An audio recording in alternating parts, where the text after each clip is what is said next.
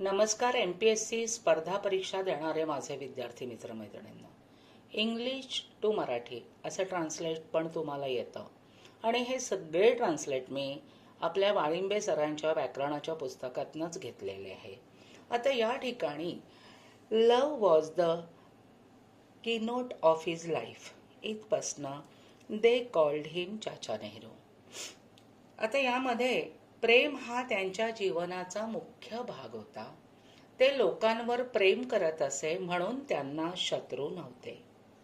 British सरकारच्या अधिपत्याखाली त्यांनी बरीच वर्ष तुरुंगात काढली. तरीही भारताला स्वातंत्र्य मिळाल्यावर नेहरू कॉमनवेल्थमध्येच राहिले आणि भारताला त्यांच्या पूर्वीच्या शत्रूचा मित्र आणि भागीदार बनवले. सर्वात महत्त्वाचे म्हणजे नेहरूंना मुलांवर प्रेम होते, ते त्यांना चाचा नेहरू म्हणत.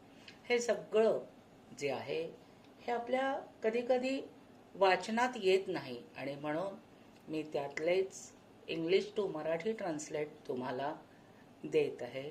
सो लाईक करा, सबस्क्राईब करा.